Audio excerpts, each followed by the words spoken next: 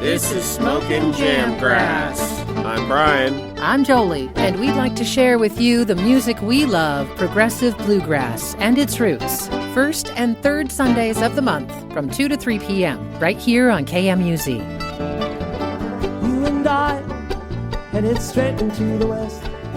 Well, hello, everybody, and welcome to the show. We got something different today. That's right. Today, over the next hour, we're going to be sharing an interview that we had with a very special guest. Singer, songwriter, musician, artist, muse, rock star, based in bluegrass, but now you're doing it your way. It's Lindsay Lou.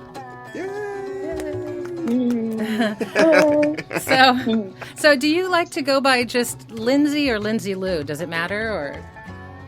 You know, it doesn't matter at all. I like when people call me Lindsay Lou. A lot of my friends just call me Lou. Oh. And just Lindsay is also pretty, it's all sort of par for the course. I will respond to any of those combinations. Hey. La primera vez que te conocí, mis pies nunca se han sentido algo tan profundo, querida. Lindsay Lou was kind enough to take the time to speak with us from her current home in Nashville, Tennessee, between tour dates. Extremely talented, born the daughter of a coal miner, she grew up in Michigan as a Yooper, or UP, the Upper Peninsula of Michigan, a part of a big family of musicians, some of whom were considered pretty radical, blazing trails. Lindsay Lou's grandmother was a great influence on her life, and she wound up in Time magazine for doing something that was considered pretty radical at the time and probably would still be considered radical today. We'll have that story later on this hour. Today, Lindsay Lou is associated firmly in the world of bluegrass, but it wasn't always that way. It wasn't until she was in college at Michigan State that she met the members of her future band, the Flatbellies. Long before that, she was planting her musical notes among family members like her cousins and her Uncle Stucky, and she was getting ready to bloom. We feel privileged here at Smokin Jamgrass to have been able to talk to Lindsay Lou, find out what makes her tick, about her journey, and we started by asking about how she would define herself. I would call myself an artist. Right after that, I would say I'm a singer. Yeah. And right after that, I would say I'll be a writer. Yeah. Writer and then a musician. Or musician and singer, I guess, are kind of one and the same. But, Right. Yeah. But that's sort of like the order for me of how I feel like where my niche is in the world. And I was singing when I could talk. My mom always sang to me. There's always singing in the family. I was always hearing harmony happening. My mom would sing with her siblings, and my brother would sing with my cousins. And, and I learned how to sing harmony with my cousin, whose name is Harmony, and her mother, whose name is Melody, taught us Wow. how to do it. That's awesome. You can't make this shit up, but it's real. Yeah, that's amazing. So my first memories were wanting to sing and wanting to sing with Harmony and wanting to do that after watching my mom and Aunt's Melody and all them sing together. And around that same time, my grandparents had a piano, and I remember plunking around. I would always just make up my own songs that were I think that as a bluegrass writer, something that you do is you take old and you make it new again. And that's what I was doing as a little kid on the piano. I was taking Baba Black Sheep, Mary Had a Little Lamb, and different folk nursery rhyme songs that I knew and making my own songs with that imagery. That's one of the first memories I have is doing that. So I guess I was sort of, you can always look back and make sense of, this makes perfect sense that I am where I am based on what I've been doing since, before you even knew that you had a choice, you just do. Right. The trajectory just kind of puts you in into that space. It's amazing.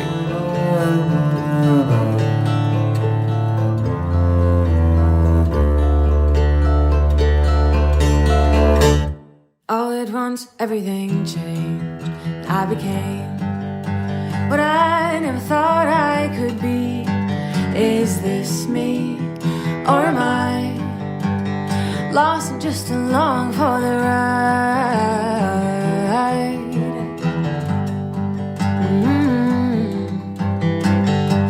She looked at me with a sideways glance, knowing nothing could be left to chance. We closed our eyes, and standing still, we swallowed the happiness pill. We're all here, we're all gone. We traded time for a trip that lasted too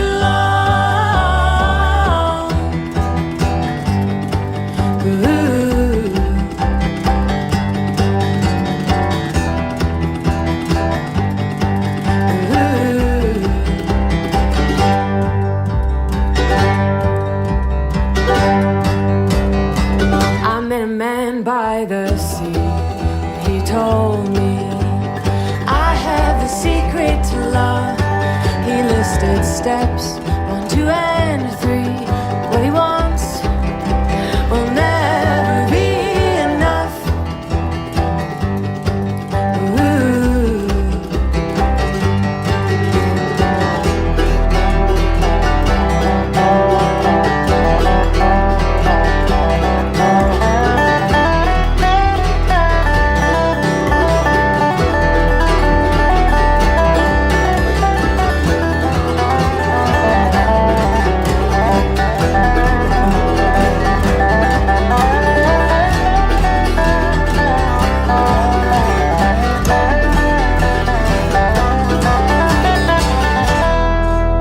He let out an uncomfortable laugh, let his eyes roll back.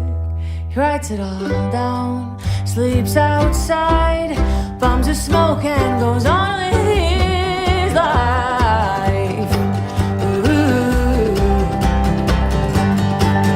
He's all there, he's all gone. He traded time for a trip that lasted too long. We're all here, and we're all gone. We traded time for a trip that lasted too long. And we're all gone. But we can always go back to where we came from.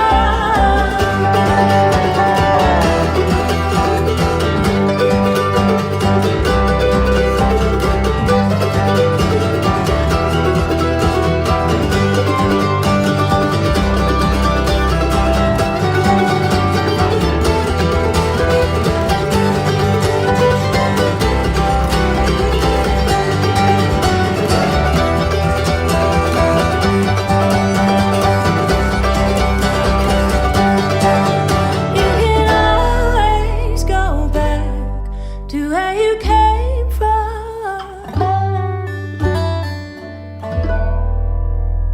Smokin Jamgrass on KMUZ. Lindsay Lou, of course, and the Flat Bellies. Everything Changed. That's from her 2015 album Ionia. Yeah, really happy to be able to talk to Lindsay Lou about the influences she had as a youngster growing up and the development of her music into what she's become today. I know you were into bluegrass in college, but before that, who were your, like, you were into the Indigo Girls, Alanis Morissette. Were you into, like, punk or any of that Yeah. other? Yeah. Yeah. The Cranberries were another big band for me. Yeah. And then, when I became an adolescent, that was sort of like phase 2. I say phase 1 was like family, Indigo Girls, Beatles, Cranberries. I was really into Lauryn Hill. Nice. And then phase 2 was punk rock, and that really flavored my artistic identity. Until I hit punk rock, I was sure that I wanted to be a singer. I wanted to be a star. I wanted to be a singer. I wanted to be on stage, like performing for people. I wanted to be a performer, you know. And then I hit punk rock, my punk rock stage, and I was like, you know, I decided hilariously that I couldn't, there was just something about the world of pop music that I didn't want to be a part of it, but I didn't feel like I got an electric guitar and it didn't feel right for me. Like my voice was just really on the acoustic guitar. It took me a while to be able to rock. You know? Yeah. I was like, I loved rocking, but like acoustically. And like, I'm now entering into this phase of my life, which I'm really excited about, where I'm like, I'm rocking. And I have this like electric thing. And this record I'm working on right now, really, like I would say Southland started to weave together these two voices, this acoustic and electric worlds. But this record I'm working on right now, it dives even deeper into that. And you know, we've the first couple days in the studio, I remember one of the guys being like, Lindsay Lou's making a rock and roll record. Yes. Wow. And it definitely still has plenty of bluegrass and folk on it. But I would say this one rocks a little more than my previous ones. It has some songs that rock pretty good, which I'm excited about.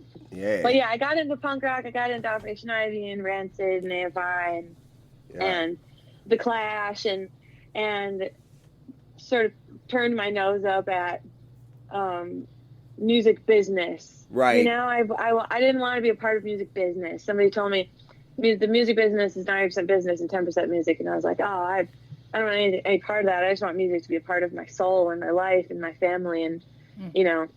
But then when I got to phase 3, which was bluegrass, I found this whole world that allowed this niche and this space for me, you know, and you know, I would say I still do carry some of that punk rock philosophy with me, but I'm a little bit, I maybe have a more mature or you know, I'm like an adult punk rocker now, and I'm more than happy to be. Yeah, so I mean, you know, an adult that's never going to grow up. Right, right. I'm a mature punk rocker. Well, and that gives you. Yeah, I have like, yeah, I'm like, you know, I'm like, I'm happy to be earning my living making music, and to be, I want to play for as many people as I can, and really, you know, I'm happy about being a star on the stage wherever I am, you know, and finding the spiritual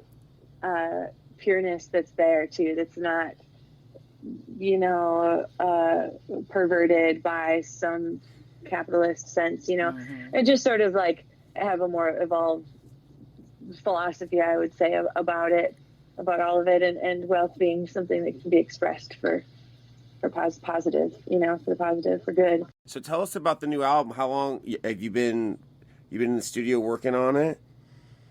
Yeah, we started work. I mean, I started talking with this producer years ago, actually. He hit up his management, hit up my management, because he had been finishing some records with Sheryl Crow and James Taylor, and his management asked him who he wanted to work with and to send him a list, and he told me he sent them a list with one name on it, which was very sweet and endearing of him to tell me. Yay. And so we started talking, and I was just telling him about my scene and my world and the people who are in it and what I'm doing, and sending him records that I love. And, you know, we did that for years. And then we started actually working in the studio the day before, like days before the pandemic hit. You know, it was like the last days of April, first days of March. Yeah. We went in the studio, and those were the first sessions that we did. Wow. And then, like 2 days later, the world shut down. Right. Wow. And so we, you know, had these demos these first tracks for a while, and since then we've just been getting together intermittently. Right. He'll come to Nashville for 3 or 4 days here and there, or a week here and there, and we'll go into some studio around town, and we've even done some home recording.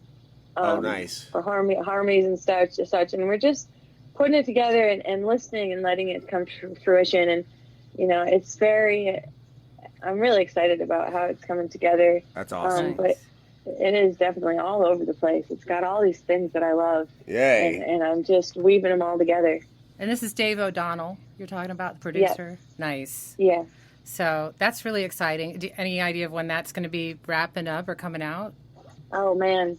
I mean... Work in progress? Hopefully by I think by October, our goal is to have, like, something to pitch, basically, to see what kind of team we can put around it. Cool. I would guess that it probably won't be till sometime next year. Right. It won't be released. Well, so now we have a new Lindsay Lou album to look forward to next year. And in the meantime, we're going to play something from her 2018 album, Southland. This is Roll With Me. You're listening to Smokin Jamgrass on KMUZ.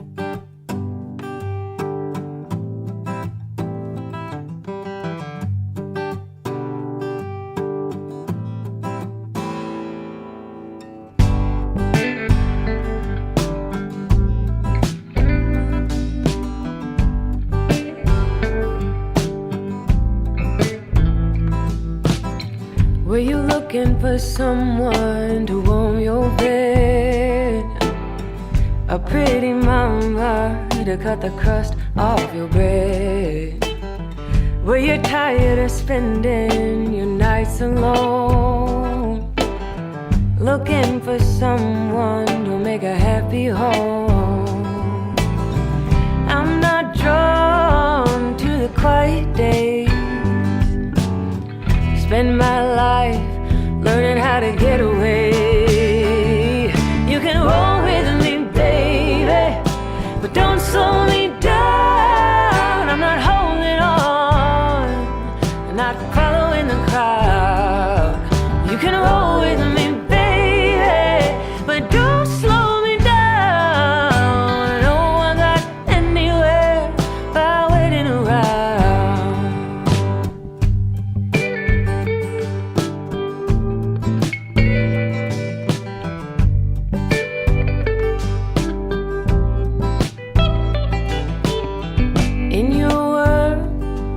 Everything adds up. Drink your coffee from your favorite cup. Who drew the lines you're filling in? I'm gonna erase them and begin again. I see you looking around and I understand, but I dare you.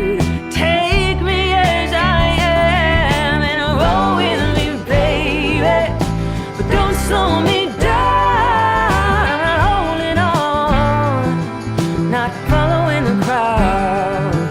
You can roll with me, baby, don't slow me down.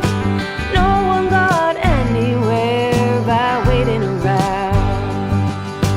If you're looking for more, open the door. What are you waiting for?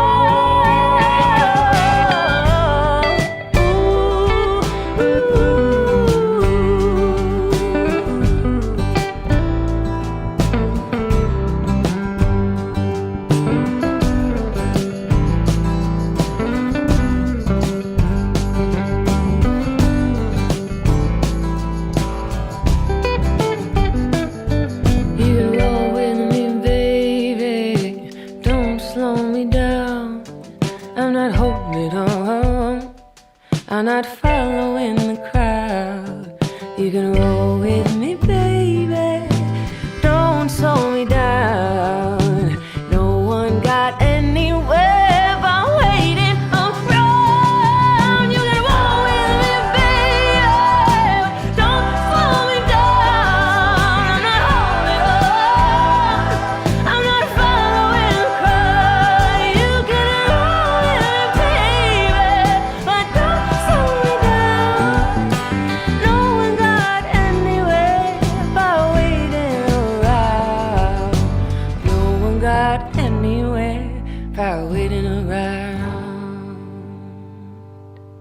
Smokin Jamgrass on KMUZ. Lindsay Lou, we're doing an interview with her, and that was from her Southland album from 2018, Roll With Me. Yeah, Lindsay's got a handful of tour dates coming up in the next month, a couple shows in California and Minnesota and Illinois, and she's got Strings and Soul planned out in December in Mexico. But before that, the Ryman? Yeah, Ryman. You got some Ryman dates. October. Wow. Yeah, that'll be super awesome. Oh my goodness, what a hollowed space, and I'm so happy to get to be there with Green Sky, because I've been friends with those guys for so long, and, Yay. and they've been so supportive and kind to me in my career, and they're just all real dear, sweet friends. So, and I went to the first time they played the Ryman, I actually did this ridiculous thing where my friend Allie and I went to the show, and I got in a car. I've got a rental car. The band all went up to play Bliss Fest in Michigan, and I wanted to go to the show, so they all left and went on a reasonable time schedule. And I went and saw Green Sky play the Ryman for the first time, got into my rental car, and drove through the night to get to Bliss Fest to play my set the next day. Wow. Drove 13 hours. Hardcore. Wow. The Ryman, Wow. to get to play, to get to have my first time playing a proper show at the Ryman to be with them is just feels like a full circle thing. I sang on that stage. Leftover Salmon played there in 2019, and they invited me to come out and sing a song with them. So I've sung on the stage before, but it'll be my first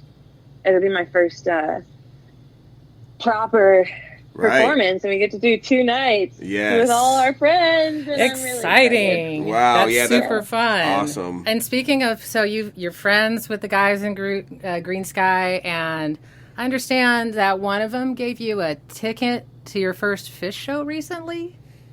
Well, he helped me hunt it down. Good. It was his girlfriend Michelle's birthday that weekend, and so we were all partying, and I didn't have tickets, but I wanted to go, and he's like, do you want to go? And I was like, yeah. And he's like, okay, we're going to do this. I will find you a ticket. Nice. And Fish is like his favorite band, so we get there, and he's got the whole crew that we're with. Everybody's, standing outside with their hand in the air, and everybody's like on mission, find Lou a ticket, and he found me one. Oh, good. That was a super tough ticket. That's a small venue for them. Yeah, he was so sure that it was going to happen that I was like, all right. And it did. He found me a ticket, and it was a good ticket too, actually. So I could kind of go wherever I wanted to. I spent the whole show just like listening all over the venue, going to all the different places and getting the vibe from. And it was so. My favorite part of the show was as soon as the music started, you just felt and saw everybody around you just start to move. Everybody's just like grooving, everybody's got their hippie dance on, Yeah. And it was so fun. Yeah. Oh, good. You had a good time. And I mean, it's funny because that was your first Fish show, is that right? Or was that okay? Yeah. But you recorded a Fish song before that. On Cluster Flies. It's beautiful. Yeah. With the banjo. It's an amazing song.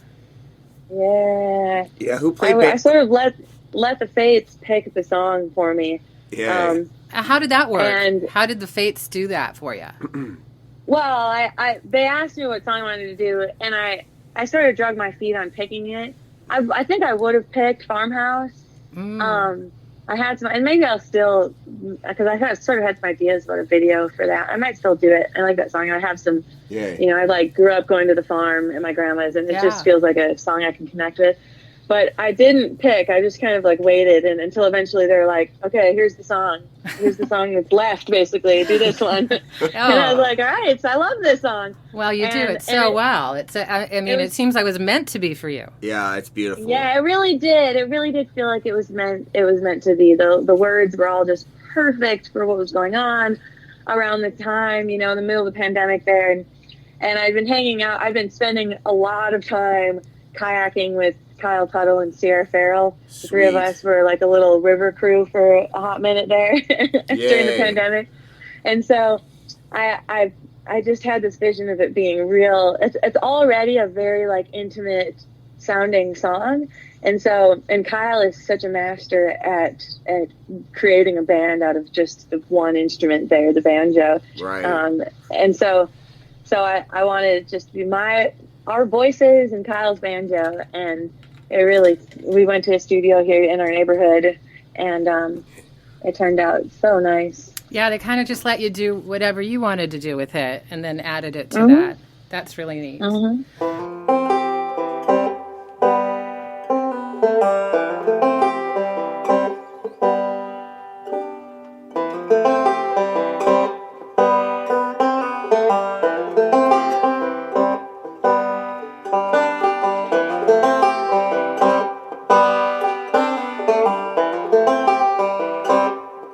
Several times unconsciously I've stumbled on the path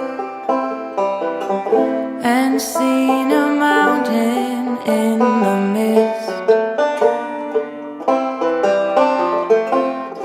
Rainfall on my shoulder, sun rises in the east.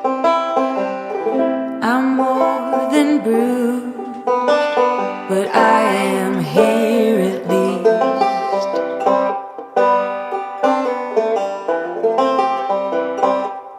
I guess I'm just an obstacle, a thing to overcome. If I can't sneak around myself again, I'll know I've won. The moment seems to hang and float before me with a wind, till I'm released, awakened beast. I'm on the road again.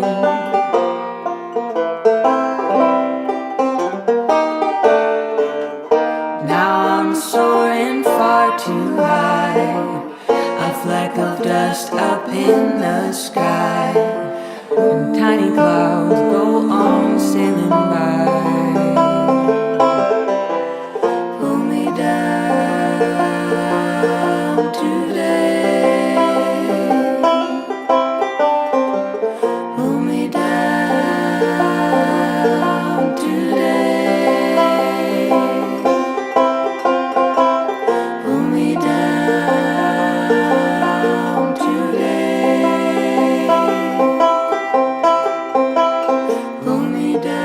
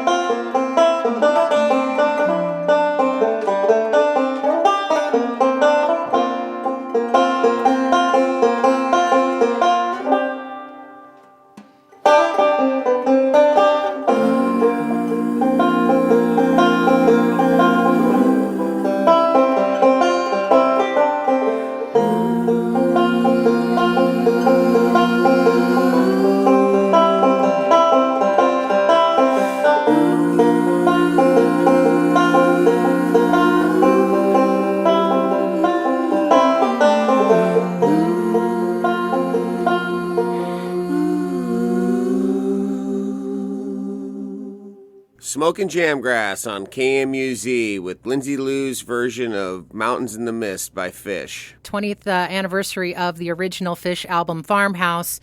Talk to Lindsay a little bit about her guitar, which she got from a little shop over the way in Sisters, Oregon. So you have a Preston Thompson guitar. Yep. And the inlay is of a mermaid. Yes. Yeah. So did you come up with that? How did that come around? Yeah. So Nice. I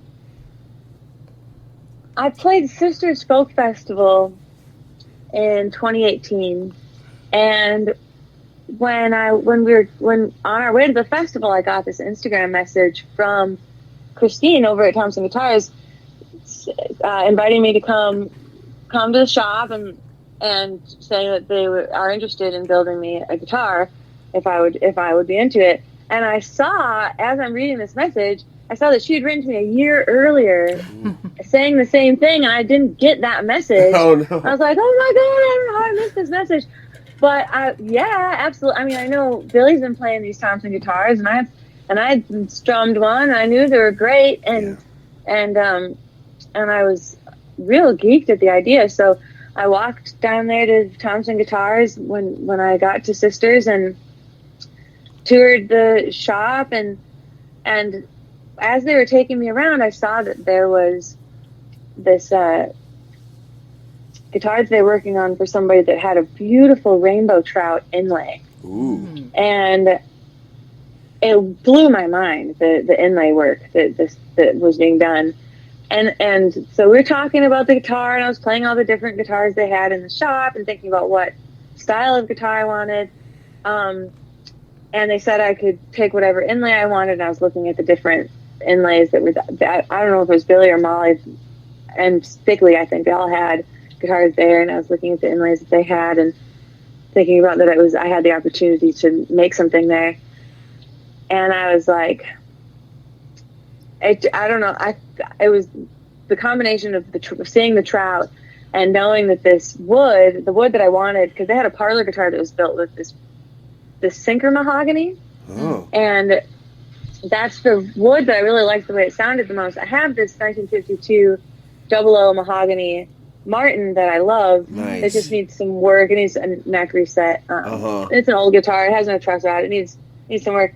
But I love the guitar, and so I kind of wanted that same guitar, but built new with the sinker mahogany that this parlor guitar was made out of. And so I'm thinking this wood has lived under the water in a river for 100 years in Belize. Wow. I wanted some sort of underwater thing. And when I was little, The Little Mermaid was like really my jam. I would replay that scene where she's like, and she's singing, it's like the end of her singing all of the about her trinkets and about how she really wants to live above, in the sun and everything. Yeah. And she's like floating up to the peak of this like cavern underwater that she's in, and singing whatever line she's singing in that moment. And I would replay that and sing it over and over and over again. And I wanted to be her. I wanted to be the Little Mermaid, basically. Yeah. Yes. And so I was just thinking about underwater singing, and it's just the mermaid, and I knew that he had this inlay. So I was like, it doesn't have to be like real involved. It could even just be a silhouette, but could I have a mermaid as the inlay? And they're like, yeah, sure. And of course, Simon is such an artist. He's not just going to give me a silhouette. He designed this fierce woman. Oh my goodness. The fierceness of this mermaid is visibly palpable to the senses. And so it took a while to name her, but on this last river trip, the beginning of her name started, and then I finished it actually at the party before the fish show. Her name now is Michelle Lador. Nice. Michelle Lador. That's the name of the fierce woman on my headstock that Simon from Sisters designed for me. Oh, nice. That's awesome. Made to order. I heard in another interview, and I thought it was pretty fascinating. So you were recording Southland, the title track. You did that all by yourself. Is that right? Yeah, I played acoustic guitar, electric guitar, bass, and I sang all the background, the harmonies and the BGBs. The producer did like the hand drums. So he did like the percussion, and then I did the rest. Wow. And how did it come about that you did? Was that planned that you're going to do that all by yourself, or was there a reason? Well, we had, you know, I really like, until this record I'm working on now, I've basically, the last 2 records were like retreat style, you know, Ionia and Southland were retreat style records where we like, you know, set aside 10 days and we went into the studio for those 10 days. And in Ionia, it was in the house in Ionia. For Southland, it was this house that he turned into a studio up in Maine. And it's like, we're there for 10 days and we're like intensely working on this music and we're crazy. And when we leave the retreat, the record is pretty much done. You know, it's not mixed or mastered yet, but it's pretty much there, you know? And so we did that for Southland, and we came home and we ended up cutting one of the songs, and it seemed like it needed one more song. And I had written Southland. And I might have even written it after I'm sure I did. I must have written it after we did that. Otherwise, we probably would have been on the table to do as a band. But I went back, you know, a good many months later, and a few months later. I'm trying to think now the order how this all played out, but we decided for me to go up there instead of, because the first time we drove everybody up there, and this time instead of you know, sending everybody up there again, I just went and, you know, it's just, we recorded a couple songs and picked one basically. And it was mainly just for ease. And it really ended up working out good because it just gave me the chance to be, you know, it was the first record that we put out, even though the Ionia band and the Southland band, it's the same band.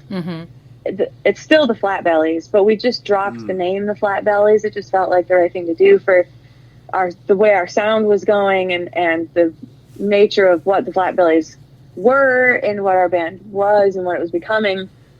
So it was the first record that was released with just my name, and it felt good to have a track on it that ended up being the title track, but it just felt good to have a track that was really my artistic voice, you know, on display.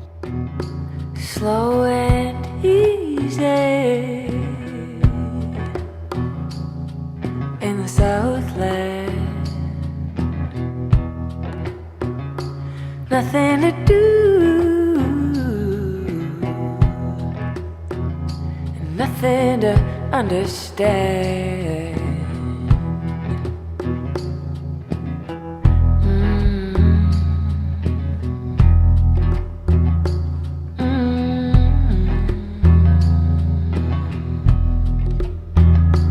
You don't have to worry about a thing. Sipping on a sweet tea on a front porch swing. Come on, little mockingbird, sing us a song so that we can sing along.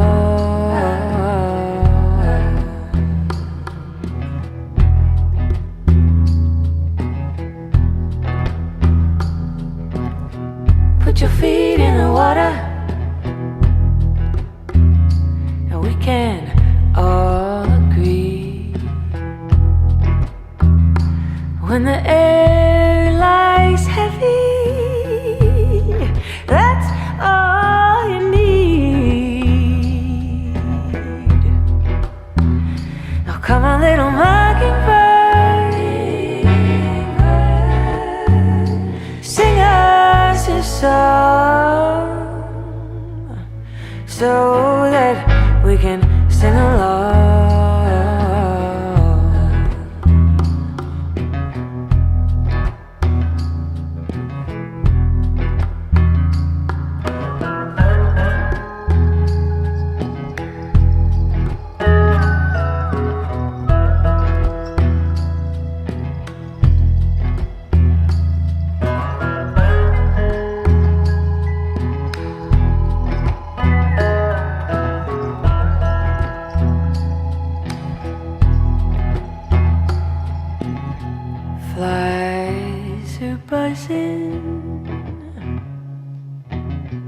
Loving ain't a crime. Water hose only sometimes apply. Oh, come on, little mockingbird, sing us a song so that we can sing along. Yeah, come on, little mockingbird, sing us a song so that we can sing along.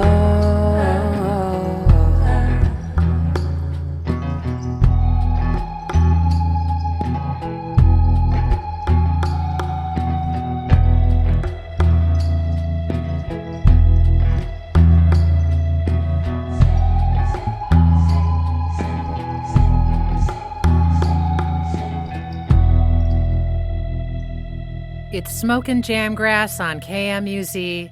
Lindsay Lou just hitting it in the heart right there with her title track from Southland. Lindsay's got a big past, a big history. As we said before, she's got a huge family, a lot of musicians, a lot of influences. But there is one person who has shaped her life and changed the world, in a sense, in her own right, when she became the subject of an article in Time magazine.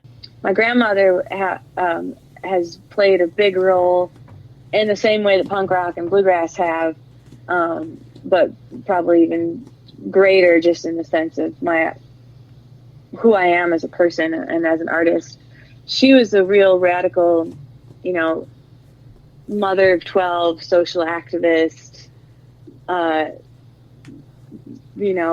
commune organizer, homeless shelter organizer. She was just a real radical woman. Well, she was in Time magazine, isn't that right? She was in Time magazine for an article called "The Obscenity Lesson," which chronicled this one of her life events, which was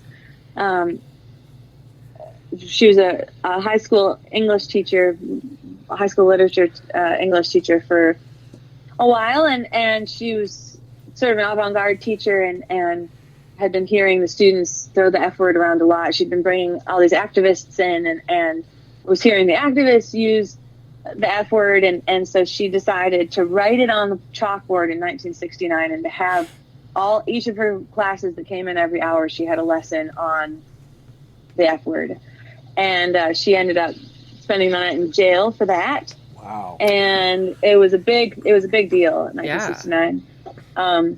Wow. She had previously been in the papers a lot for being a woman after having 8 children. She went to college and got a degree to become a high school English teacher, a 4-year degree. She got it in like 2.5 years because she, worked her ass off and took night classes or had a night job. It was a crazy thing that she did. But so she was all over the papers for being a mother of 8 who went to college, got her high school diploma and went to college all in the course of like 2.5 years. Then became an English teacher and was an English teacher in the high schools in Metro Detroit, and was basically pushed out of that job because of the legal trouble of her educational tactics. She's like, if something is uncomfortable for you, the best way to approach it is education. You know what I mean? If something doesn't feel right, then basically meet it head first.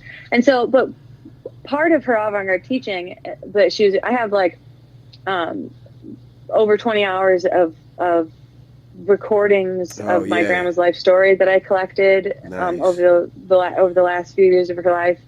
And so I've learned about all of this. And one of the things that she talked to me about was that she was working with all of these with these principals and got herself involved in school systems that were different in that they were centered around this like sensitivity training. And I need to do more I'm kind of in the thick of diving more deeply into all of these things and learning more about all of these things as I put the whole story together. That I'm working on, just chronicling my grandma's existence. But it sounds a little bit like Montessori to me. But it was just like another educational paradigm, basically. And to have sensitivity training, they would do things like they would do trust falls, and they would do different exercises, different practices to include that training, the sensitivity training and relationship management, emotional management of emotions. These things, would be interwoven into the education. It just makes sense. It just makes sense that, and she said, and my grandma didn't have any regrets, but she does. I remember her saying something like, at least the closest I ever heard her get to regret was that, like I'm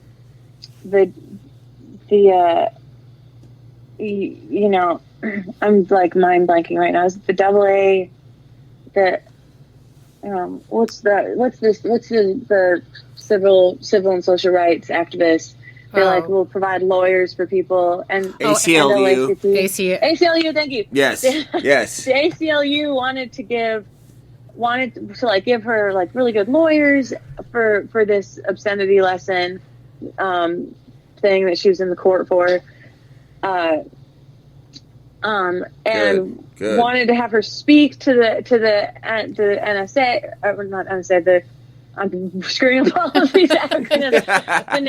the National Association of Education or something. There's something like that.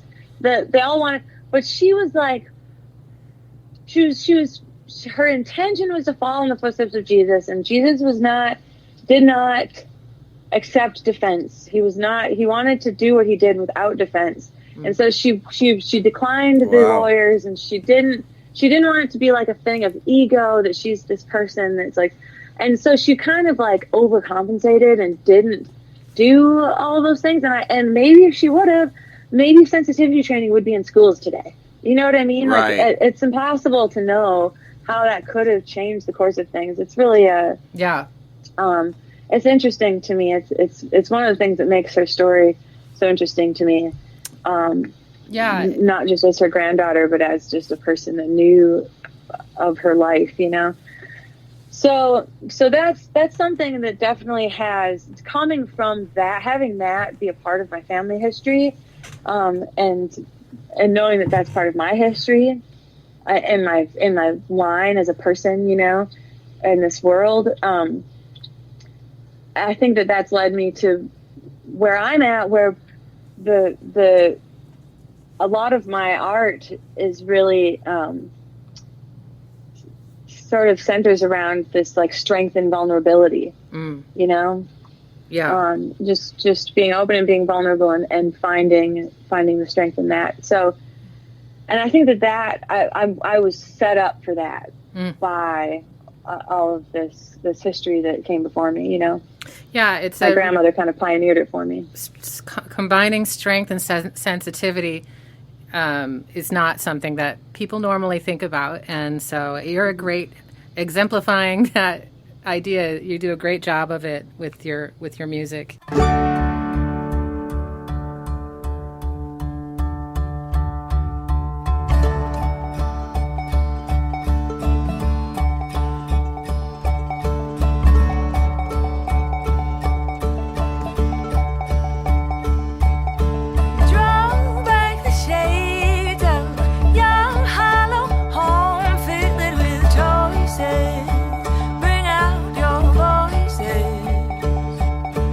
Leave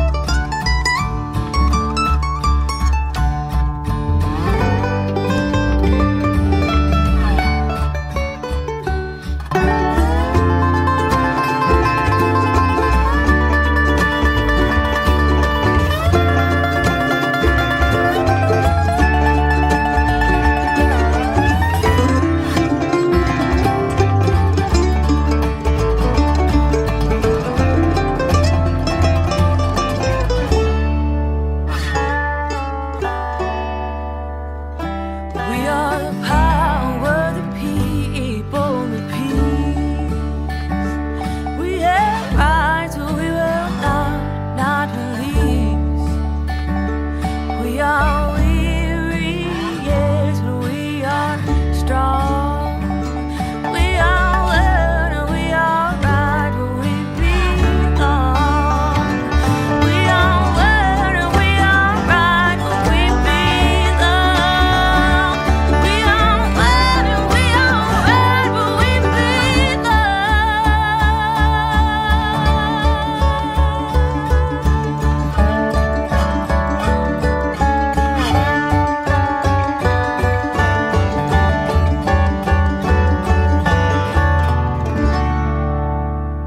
Smokin Jamgrass on KMUZ. That was Lindsay Lou and the Flatbellies with The Power. That was performed at the Traverse City Music Festival in 2014. And speaking of power, to have power, you got to recharge. And one of the ways Lindsay Lou likes to recharge is through meditation. And meditation, is all about breath. So I hone in on my breath on a daily basis, I would say. I don't do as much I'd like to do more, but I don't do as much take 10, 20, 30 minutes of your day and you sit down, quiet space, and but I'm wherever I am, I'm returning to my breath and connecting with my breath and just using that as a daily practice to stay grounded and be more responsive and less reactive. That's definitely something that I do. And I have this little 40-minute flow that I do most days.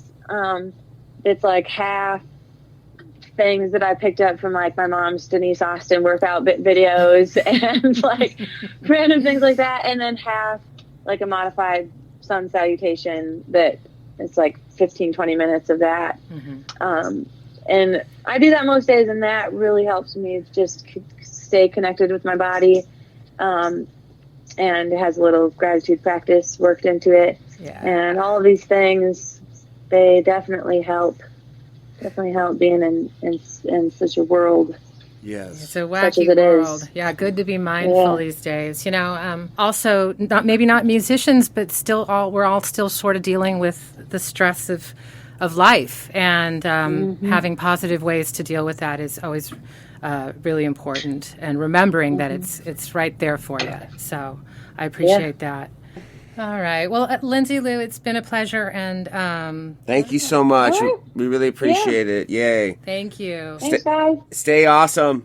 I'll do my dangest. Have fun. Wow, what a treat having Lindsay Lou on the show. A very unique opportunity to interview her today. Yeah, big shout out of thanks to her for spending her time talking with us. And thank you for listening, everybody. Coming up next time, the first weekend of October, it's Billy String's birthday party. So we're going to play some music from Billy the whole hour. That's right. It's going to be the Billy Power Hour next Smokin Jamgrass. So make sure to not miss it. Take care, everybody. Much love. You and I headed straight into the west.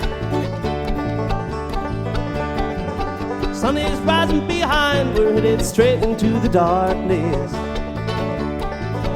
And it's been so long since I've seen you, but I'm forced to stare at these lines while you're tossing, turning and dreaming. No, I love you, give you peace of mind. Straight in the darkness, headed you and I. Straight in the darkness.